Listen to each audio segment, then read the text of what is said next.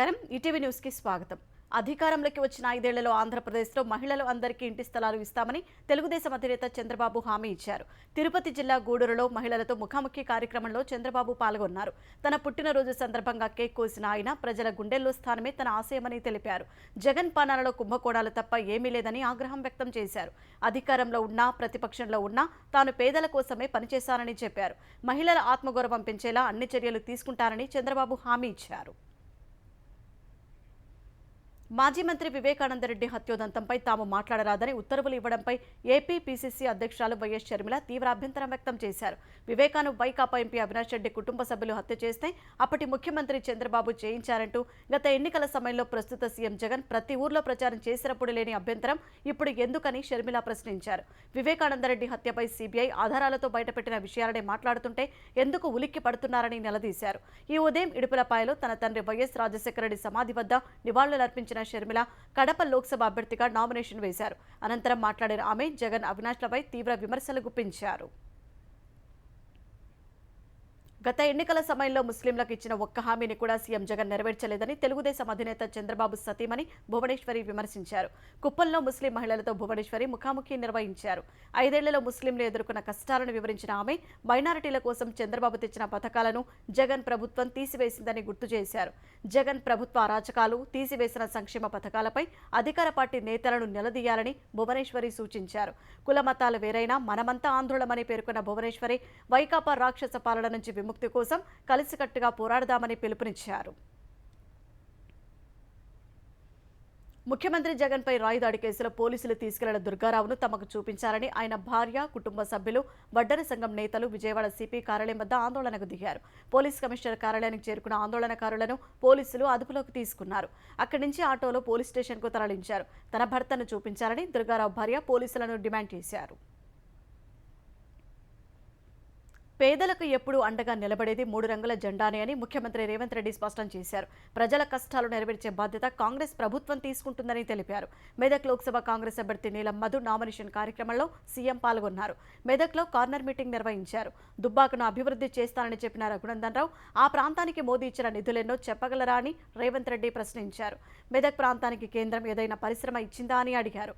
కలెక్టర్గా ఉండే రైతుల భూములు గుంజుకున్న వ్యక్తే భారత మెదక్ అభ్యర్థి అని ఆరోపించారు. కాంగ్రెస్ అమలు చేస్తున్న పథకాలు చూసి కేసీఆర్ కళ్లలో జీడి పోసుకుంటున్నారని రేవంత్ దుయ్యబట్టారు. భాజపా గెలిస్తే లాభం లేదన్నారు. కాంగ్రెస్ ప్రభుత్వం మాటలు కోటలు దాటుతున్నాయి కానీ ఆచరణ గడప దాటడం లేదని మాజీ మంత్రి హరీష్ రావు ఆక్షేపించారు. ఉద్యోగులకు 1వ తేదీన జీతాలు ఇస్తున్నామని ప్రభుత్వం ప్రచారం చేసుకుంటోందన్న ఆయన వాస్తవం మాత్రం అందుకు భిన్నంగా ఉందని సామాజిక మాధ్యమం ఎక్స్లో పోస్ట్ చేశారు. తెలంగాణ వ్యాప్తంగా గురుకులాల్లో పనిచేస్తున్న ఐసీటీ కంప్యూటర్ టీచర్లకు 3 నెలలుగా జీతాలు అందడం లేదని హరీష్ రావు పేర్కొన్నారు. ఈ కారణంగా వారు అప్పుల పాలయ్యి అనేక ఇబ్బందులు పడుతున్నారని, ఆ కుటుంబాలు రోడ్డున పడుతున్నాయని ఆవేదన వ్యక్తం చేశారు. ఇప్పటికైనా ప్రభుత్వం స్పందించి పెండింగ్ జీతాలను వెంటనే చెల్లించాలని హరీష్ రావు డిమాండ్ చేశారు. రాజేంద్రనగర్ శాసనసభ్యుడు ప్రకాష్ గౌడ్ తాను కాంగ్రెస్లో చేరడం లేదని తెలిపారు. ముఖ్యమంత్రి రేవంత్ రెడ్డిని నిన్న ఆయన నివాసంలో కలిసిన ప్రకాష్ గౌడ్ తర్వాత తన అనుచరులతో సమావేశమై కాంగ్రెస్లో చేరికపై చర్చించారు. మరికొందరు అనుచరులతో ఇవాళ కూడా సమావేశమై సమాలోచనలు చేశారు. భారాస నుంచి గెలిచి ఇప్పుడు కాంగ్రెస్లో చేరితే ప్రజల వ్యతిరేకత వస్తుందని ఆ సమావేశంలో అనుచరులు సూచించగా కాంగ్రెస్లో చేరాలనే నిర్ణయాన్ని తాత్కాలికంగా విరమించుకున్నట్టు ప్రకాష్ గౌడ్ తెలిపారు. లోక్సభ ఎన్నికల్లో ప్రతి ఒక్కరూ తప్పనిసరిగా ఓటు హక్కు వినియోగించుకోవాలని సుప్రీంకోర్టు ప్రధాన న్యాయమూర్తి జస్టిస్ డివై చంద్రచూడ్ కోరారు. కేంద్ర ఎన్నికల సంఘం చేపట్టిన మై ఓట్ మై వాయిస్ కార్యక్రమంలో భాగంగా రూపొందించిన వీడియోలో మాట్లాడిన ఆయన ప్రజాస్వామ్యంలో ఓటు వేయటం అనేది పౌరుల ప్రధాన విధుల్లో ఒకటని గుర్తు చేశారు. పౌరులకు అనేక హక్కులు కల్పించిన రాజ్యాంగం కొన్ని విధులు కూడా నిర్వర్తించాలని పేర్కొన్నట్లు తెలిపారు. బాధ్యతాయుతమైన పౌరులుగా ఓటు వేసే అవకాశం వదులుకోవద్దని ప్రతి ఒక్కరిని అభ్యర్థిస్తున్నట్లు సీజేఐ తెలిపారు. 5 ఏళ్ల దేశ భవిష్యత్తు కోసం 5 నిమిషాలు కేటాయించి ఓటు వేయడం సాధ్యం కాని పనా అని సీజేఐ ప్రశ్నించారు. నా ఓటు నా వాయిస్ అని సీజేఐ జస్టిస్ చంద్రచూడ్ పునరుద్ఘాటించారు. అమేఠీ నుంచి పారిపోయిన కాంగ్రెస్ యువరాజు రాహుల్ గాంధీ కేరళలోని వైనాడ్లో కూడా గడ్డు పరిస్థితులు ఎదుర్కొంటున్నారని ప్రధాని నరేంద్ర మోదీ అన్నారు. ఈ నెల 26న వైనాడ్లో పోలింగ్ ముగిసిన తర్వాత రాహుల్ మరో సురక్షిత స్థానాన్ని ఎంచుకునే అవకాశం ఉందని మోదీ జోస్యం చెప్పారు. లోక్సభ ఎన్నికల ప్రచారంలో భాగంగా మహారాష్ట్ర నాందేడ్లో జరిగిన బహిరంగ సభలో పాల్గొన్న ప్రధాని మోదీ కాంగ్రెస్ సహా ఇండియా కూటమిలోని ఇతర పార్టీల నేతలపై వ్యంగ్యాస్త్రాలు సంధించారు. ప్రధాని నరేంద్ర మోదీ దేశంలో అవినీతి పాఠశాలలు నడుపుతున్నారని కాంగ్రెస్ అగ్రనేత రాహుల్ గాంధీ ఆరోపించారు. ఆ పాఠశాలలో అవినీతి విజ్ఞాన శాస్త్రం అనే సబ్జెక్టును స్వయంగా మోదీ బోధిస్తున్నారని రాహుల్ సామాజిక మాధ్యమం ఎక్స్లో పోస్ట్ చేశారు. కాషాయ నేతలు ఈ కోర్సును పూర్తి చేయడాన్ని భాజపా తప్పనిసరి చేసిందని ఆక్షేపించారు. వాషింగ్ మిషన్తో భాజపాలో చేరిన నేతల అవినీతి మరకలను ఎలా ఉతకాలి, ఈడీ సీబీఐలతో దాడులు చేయించి ఎలా సంస్థల నుంచి విరాళాలు సేకరించాలి, విరాళాలు తీసుకున్న తర్వాత వారికి కాంట్రాక్టులు ఎలా ఇవ్వాలి, బెయిల్ జైలాటను ఎలా ఆడాలి అన్న అధ్యాయాలను మోదీ బోధిస్తున్నారని రాహుల్ ఆరోపించారు. దర్యాప్తు సంస్థలను రికవరీ ఏజెంట్లుగా మార్చివేశారని దుయ్యబట్టారు. ఇండియా కూటమి అధికారంలోకి వచ్చాక ఆ పాఠశాలకు తాళం వేయించి అవినీతి కోర్సును రద్దు చేస్తామని రాహుల్ స్పష్టం చేశారు. లోక్సభ ఎన్నికల వేళ కాంగ్రెస్ కు గట్టి షాక్ తగిలింది. కాంగ్రెస్ ముఖ్య నేత ప్రియాంక గాంధీ సన్నిహితుడైన సీనియర్ నేత తాజిందర్ సింగ్ బిట్టో భారతీయ జనతా పార్టీలో చేరారు. ఏఐసీసీ కార్యదర్శి పదవికి, హిమాచల్ ప్రదేశ్ కాంగ్రెస్ ఇన్ఛార్జి పదవికి కాంగ్రెస్ పార్టీ ప్రాథమిక సభ్యత్వానికి రాజీనామా చేసిన తాజిందర్ సింగ్ ఢిల్లీలోని భాజపా కేంద్ర కార్యాలయంలో కేంద్ర మంత్రి అశ్విని వైష్ణవ్, భాజపా ప్రధాన కార్యదర్శి వినోద్ తావడే సమక్షంలో కాషాయ కండువా కప్పుకున్నారు. 3.5 దశాబ్దాలు కాంగ్రెస్ కోసం పనిచేశారని, ఇప్పుడు పంజాబ్ అభివృద్ధి కోసమే భాజపాలో చేరినట్లు తాజిందర్ చెప్పారు. కేంద్ర హోంమంత్రి అమిత్ షా తనకు సొంత కారు లేదని తెలిపారు. గుజరాత్లోని గాంధీనగర్ లోక్సభ నియోజకవర్గంలో నిన్న నామినేషన్ వేసిన అమిత్ షా అక్కడ సమర్పించిన అఫిడవిట్లో తనకు సొంత కారు లేదని పేర్కొన్నారు. తనకు మొత్తం 36 కోట్ల స్థిర చరాస్తులు ఉన్నట్లు వెల్లడించారు.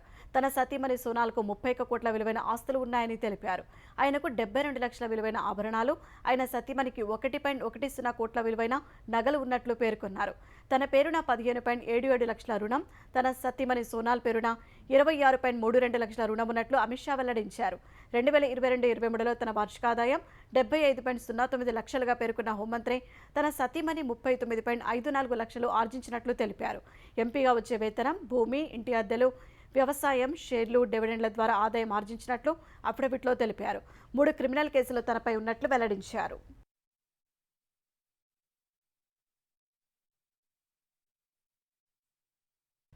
65 ఏళ్లు పైబడిన వారికి జాతీయ బీమా నియంత్రణ సంస్థ ఐఆర్డీఏ శుభవార్త తెలిపింది.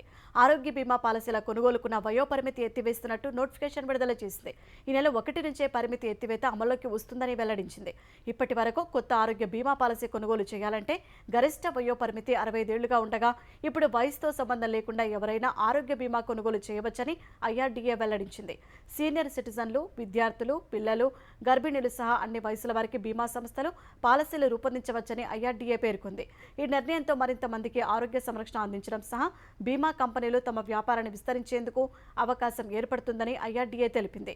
ఇదే సమయంలో ముందస్తు వ్యాధుల వెయిటింగ్, మారటోరియం పీరియడ్లను తగ్గించింది. మారటోరియం వ్యవధిని 8 నుంచి 5 ఏళ్లకు తగ్గించింది.